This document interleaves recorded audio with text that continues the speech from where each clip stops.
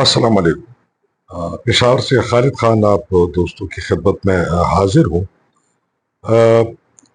آج صبح تک میں یہی سمجھ رہا تھا کہ پاکستان کا دارالخلافہ دارالحکومت اسلام آباد ہے، لیکن کچھ اعداد و شمار ایسی نظر سی گزری کہ مجھے اپنا خیال بدلنا پڑا۔ میں سمجھتا ہوں کہ اسلام آباد پاکستان کا دارالخلافہ اور دارالحکومت ہو یا نہ ہو، لیکن جرائم پیشہ افراد کا دارالحکومت ضرور ہے، مجرموں کا دارالخلافہ ضرور ہے۔ سرکاری طور پر کچھ اعداد و شمار آج جاری کیے گئے ہیں اسلام آباد پولیس کی جانب سے۔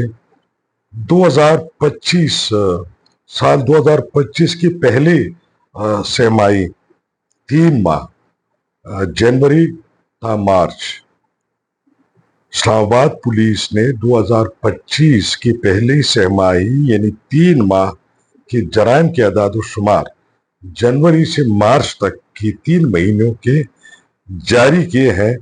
وہ آپ ذرا سن لیجیے، اس پہ بات کرتے ہیں۔ 3 مہینوں میں کل وارداتیں 1289 1289 وارداتیں رپورٹ ہوئی ہیں، رجسٹرڈ ہوئی ہیں۔ بہت سارے وارداتیں وہ رجسٹرڈ نہیں ہوتی، وہ رپورٹ نہیں ہوتی، اس کی ایف آئی آر نہیں کرتی، پولیس اس کو اپنی بدنامی سمجھتی ہے، یا ایسے ترخایا جاتا ہے یا روزنامچہ پہ کام چلایا جاتا ہے۔ لیکن 1289 رجسٹرڈ کیسز ہیں 3 مہینے میں اسلام آباد میں۔ 6 بڑی ڈکیتیاں ہوئی ہیں جس میں لوٹے گئے مال جو ہے اس کا تخمینہ حکومت کی جانب سے 20 کروڑ روپے ہے۔ 3 مہینے میں 6 بڑی ڈکیتیاں، نقصان 20 کروڑ روپے۔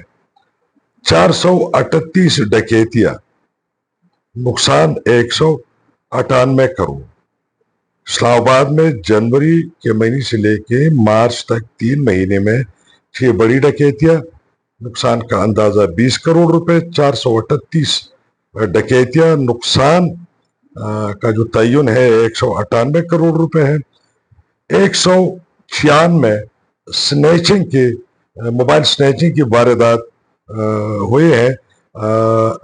اس میں وضاحت نہیں ہے کہ صرف موبائل ہے یا گاڑیاں بھی ہے، لیکن سنیچنگ عموماً موبائل اور پرس وغیرہ اس حوالے سے کہا جاتا ہے پولیس کی اصطلاح میں۔ تو 196 سنیچنگ 3 مہینے میں، نقصان کا اندازہ 90 کروڑ روپے۔ 155 گھریلو چوریاں، 155 گھروں سے چوریاں ہوئی ہیں، نقصان کا اندازہ 100 کروڑ روپے ہے۔ 494 عام چوریاں ہوئی ہیں، یعنی 155 گھریلو چوریاں، 100 کروڑ کا نقصان۔ 494 494 عام چوریاں، نقصان 208 کروڑ روپے۔ اس طرح اسلام آباد میں سال 2025 کے پہلے سہ-ماہی اولین 3 مہینوں میں جنوری سے مارچ تک عوام کو کل نقصان ہوا ہے تقریباً 620 کروڑ روپے کا۔ یہ اعداد و شمار سرکاری اعداد و شمار ہے، کسی آزاد صحافتی ادارے یا ریسرچ ادارے کے نہیں ہے، بلکہ یہ پولیس اور وزارت داخلہ کی ریلیز کردہ اعداد و شمار ہے۔ تو اس میں تو کوئی دوسری بات، کوئی رائے ہے نہیں۔ زیادہ سے زیادہ ہم یہ شک کر سکتے ہیں کہ ہو سکتا ہے یہ تعداد کم بتائی گئی ہو۔ اور جیسے میں نے کہا کہ جرائم رجسٹریشن بھی ایک بہت بڑی بات ہوتی ہے، تو بہت سارے کرائم جو ہے وہ ان رجسٹرڈ چلے جاتے ہیں، تو اس لیے حساب کتاب میں نہیں آتے۔ اب آئیے اس پہ بات کرتے ہیں۔ دیکھیں ہم بڑے عجیب لوگ ہیں، بڑے بدقسمت لوگ ہیں، ہمارا بڑا عجیب ملک ہے۔ دیکھیں اللہ کی طرف سے تو بہت بڑا تحفہ ہے، غنیمت ہے۔ 4 موسم، دریا، سمندر، ریگستان، پہاڑ، جنگلات، مختلف پھل پھول، اجناس، 4 موسم، جفاکش لوگ، محنتی لوگ، مختلف اقوام کے خوبصورت گلدستہ پاکستان۔ لیکن ہماری بری طرز حکمرانی، ریاست کا ہر شعبے میں مکمل طور پر ناکام ہونا، اصلاحات سے دور بھاگنا، ایک مقتدر، ایک چھوٹی سی، ایک انسگنیفیکنٹ، مختصر اقلیتی اشرافیہ کی اکثریت پر حکمرانی، بابا قوم خواجہ اعظم محمد علی جناح نے جس تصور کے ساتھ پاکستان کو بنایا تھا، اس تصور کا الٹ ہو رہا ہے۔ یہاں عوام کی حکمرانی نہیں ہے، یہاں عوامی راج نہیں ہے، یہاں مسلمانوں کا راج نہیں ہے، یہاں چند گھرانے ہیں، ایک محسوس رولنگ ایلیٹ ہے، ایک کلب ہے، ایک اشرافیہ ہے۔ اب حالات اس نہج تک آئے ہیں کہ دارالخلافہ جو محفوظ ترین ہوتا ہے کسی بھی ملک کا، اور ناکام سے ناکام ریاست کا محفوظ ترین شہر جو ہے اس کا دارالخلافہ ہوتا ہے، کہ جہاں سے حکومت چلتی ہے، جہاں پر ڈپلومیٹس ہوتے ہیں، سفارتکار ہوتے ہیں، جہاں سے پوری دنیا سے رابطہ ہوتا ہے، جو پوری نظام کو کنٹرول کیا جاتا ہے جہاں سے، تو وہاں اسٹریٹ کرائمز کی، جرائم کی یہ صورتحال ہے۔ یہ بڑی ایک سنجیدہ بات ہے۔ جرائم ہمارے ہاں کیوں ہو رہے ہیں، اس کی بھی ایک وجہ ہونی چاہیے۔ بنیادی طور پر غربت، جہالت، بے روزگاری، زیادہ آبادی، پھر نوجوانوں کی زیادہ آبادی، پھر مستقبل سے ان کا مایوس ہونا، ان کے لیے تفریح تباہ، کوئی پارک، کوئی فلم، کوئی انٹرٹینمنٹ نہیں ہے، کوئی مستقبل نہیں ہے۔ پھر اس ملک میں قانون کا بول بالا نہیں ہے۔ پھر یہ نوجوان دیکھتے ہیں کہ یہاں قانون انصاف کے لیے نہیں بنتا، یہاں قانون عوام کے لیے نہیں بنتا، یہاں قانون اشرافیہ کے لیے بنتا ہے۔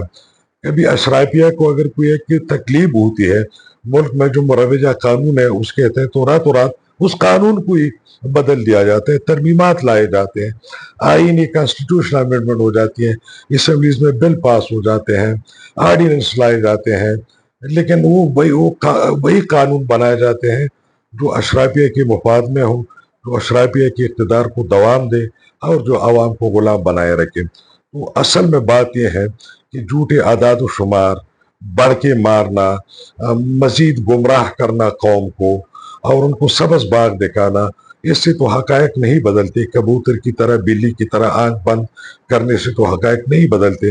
اور اگر کوئی خب الوطنی کے جذبے سے اندھے سے لوگ نشاندہی کرتے ہیں تو ہم ریاست کی، حکومت کے دشمن بن جاتے ہیں، اداروں کے دشمن بن جاتے ہیں، جیسے خدا نخواستہ ہم دہشت گرد ہو۔ اچھا، دہشت گردی سے بات یاد آ گئی، ذہن میں آ گئی کہ پاکستان کا سب سے بڑا مسئلہ تو دہشت گردی ہے، جو منظم جنگ اس وقت افواج پاکستان مختلف محاذوں پہ لڑ رہے ہیں۔ تو ایک طرف تو ہمیں دہشت گردوں کے ساتھ لڑنا ہے پہاڑوں میں، دور دراز کے علاقوں میں، سرحدات پر، اور دوسری جانب ہمارے دارالخلافہ تک کرائمز اور کریمنلز اور اسٹریٹ کرائمز یہاں تک آئے ہیں۔ پھر میں آپ کو ایک بات بتا دوں کہ دہشت گردوں کا اور کریمنلز کا ایک بڑا نیکسس ہوتا ہے۔ یہی جرائم پیشہ لوگ پھر شہروں میں اور دہشت گردی کے نیٹ ورک کو بڑھاوا دینے کے لیے دہشت گرد لوگ انہی کریمنلز کو ریکروٹ کرتے ہیں۔ تو یہ کوئی معمولی بات نہیں ہے۔ اچھا، اس کا حل کیا یہ ہے کہ آپ سی ٹی ڈی بناؤ، آپ کرائم ڈپارٹمنٹ بناؤ، آپ ایکسٹرا کانسٹیٹیوشنل کلنگ کرو، ماورائے عدالت قتال کرو، آپ دفاتر میں بیٹھ کے ایک لسٹ بناؤ مشتبہ لوگوں کی، اور پھر ان کو جعلی پولیس مقابلے میں مارو۔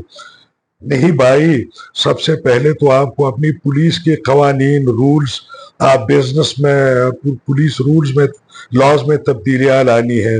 آپ کو اپنی انویسٹیگیشن، تفتیش جو ہے اس کو سائنسی بنانا ہے، مضبوط بنیادوں پہ بنانا ہے، عدالتی نظام کو درست کرنا ہے، قانونی شہادت میں درستگی لانی ہے، گواہوں کو آپ نے تحفظ فراہم کرنا ہے، عدالتوں کے اندر سالوں کیسز نے نہیں چلنا ہے۔ وہ تو کہتے ہیں کہ جسٹس ڈیلیڈ جسٹس ڈینائڈ۔ تو ایک جج صاحب سے پچھلے دنوں بات ہو رہی تھی، ان کے عدالت میں جو کیسوں کی ایک طوالت ہے، تو انہوں نے دھڑلے سے مجھے کہا کہ یہ تو کہتے ہو لیکن یہ نہیں سنا ہے کہ جسٹس رشٹ، جسٹس کرشٹ۔ میں نے کہا بھائی صاحب، ڈیلائی بھی مت کرو، رش بھی مت کرو، کرش بھی مت کرو، ڈیلائی بھی مت کرو، کوئی متبادل بیچ کا راستہ۔ تو ہمارے جوڈیشل ریفارمز کی انتہائی زیادہ ضرورت ہے۔ मासिव इन्वेस्टमेंट की ज़रूरत है कि वहाँ आप जजेस की तादाद बढ़ाए, वहाँ आप इक्विपमेंट, स्टाफ, रिसोर्सेज और उस तरह वकला की तरबियत। अब यहाँ हमारे खैबर पख्तूनख्वा की हुकूमत ने नहीं, हमारे शरई कोर्ट की चीफ जस्टिस साहब ने इन्हीं चीज़ों को देख के एक फैसला किया है कि पेशावर और एबटाबाद दो जगहों में शबीना अदालती शुरू करेंगे 2 से लेके 5-6 बजे तक।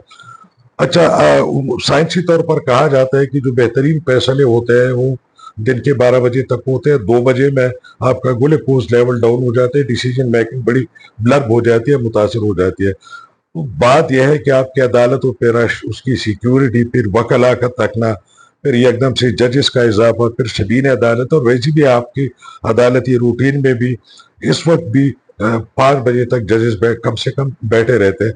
तो मेरे ख्याल में शबीना अदालतें जो है वो कोई हाल नहीं है। हमारे अंदर सोसाइटी में रिफॉर्म्स की ज़रूरत है कि जो झगड़े हैं वो न हो, अगर हो तो उसको DRCs, डिस्प्यूट रेजोल्यूशन काउंसिल जो थानों के हद तक बने हैं वहाँ पे उसकी तस्वीर हो, अदालतों पे रश कम हो, आ जाए तो कानूनी शहादत में तब्दीली ला के उसको डिस्पोजल जल्द करना चाहिए। जहाँ तक स्ट्रीट क्राइम्स की बात है, लॉज में तब्दीलियाँ होनी चाहिए, पुलिस रिफॉर्म्स होने चाहिए, पुलिस वसाइल बढ़ाने चाहिए, लेकिन साथ साथ हमने उस मुआशरती और समाजी स्ट्रक्चर को भी ठीक करना है। हमने नौजवानों को एक उम्मीद दिलानी है, एक रोशनी दिखानी है, एक नई सुबह की नवीद सुनानी है। हमने उनको रोजगार के मौके देने हैं, हमने उनको मुलाजमतों के मौके देने। मैं ये समझता हूँ कि हुकूमत का काम मुलाजमतें देना नहीं होता, मुलाजमतें देना प्राइवेट सेक्टर का काम होता है। हुकूमत को चाहिए कि प्राइवेट सेक्टर को इनकरेज करे, मासिव इन्वेस्टमेंट हो, कारखाने बने, चले, पावर एनर्जी रेगुलर सप्लाई हो, ताकि खपत हो, लोग आए, जॉब्स मिले, टेक्निकल कॉलेज स्कूल्स बढ़ाए जाए।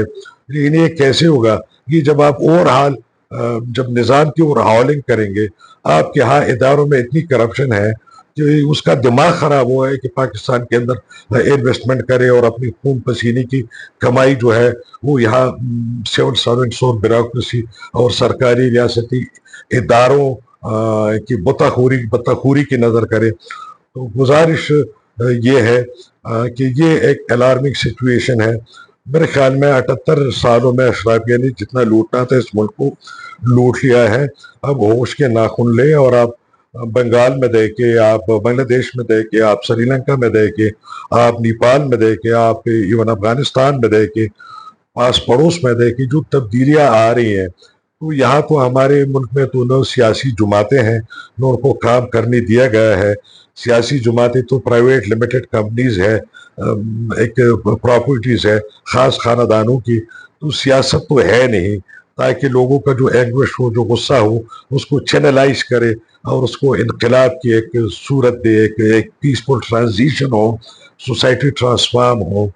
तो क्या है, बगावत के लिए भी तो एक एक एक करेक्टर चाहिए। उसमें भी जो है आपको बड़े तगड़ी जीन्स और डीएनए की जरूरत होती है। बायोलॉजिकली आप करप्ट नेशन में हो। I am really sorry to से I am part and parcel of this miserable nation, but हम बायोलॉजिकल गए गुजरे लोगों का एक कौम है, तो हम बगावत क्या करेंगे? बगावत को भी जरूरत चाहिए। तो इनकलाब आएगा नहीं, बगावत हम कर नहीं सकते। तो ये आपका क्राइम बढ़ता जाएगा, रोज बरोज बढ़ता जाएगा। अब सिचुएशन ये बनी है कि हम ऑलरेडी कर्जों पे अपनी मईशत को चला रहे हैं, झूठ पे झूठ बोलते जा रहे हैं। हमारी प्रोडक्शन, जीडीपी, सारी चीज रुक गई है। अब हालिया जो आफत आई है, सैलाबे आई है, तो अच्छा खैबर पुख्तनख्वा और आप उस बलूचिस्तान को तो एक तरफ कर दीजिए, तो आपकी खुराक की जरूरतों को शायद इतना नहीं पूरे कर पा रहा हो पाकिस्तान की। पंजाब जो पूरे पाकिस्तान को फीड कर रहा है, ज़ेर आब आ चुका है।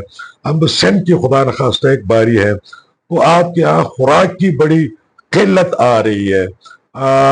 उसके लिए आपको इंपोर्ट की तरफ जाना पड़ेगा, आपका इंपोर्ट बिल बढ़ेगा, आपके खजाने पे एक बोझ पड़ेगा, आपका खजाना खाली होगा। यहाँ مہنگائی پہلے سے بے قابو ہے، مزید بے قابو ہوگی تو دن دور نہیں، مجھے لگتا ہے کہ آنے والی 3 مہینے بڑے فیصلہ کن ہوں گے کہ اس میں لوگ جو ہے ایک دوسرے کا خون چوسنے کے لیے تیار ہوں گے۔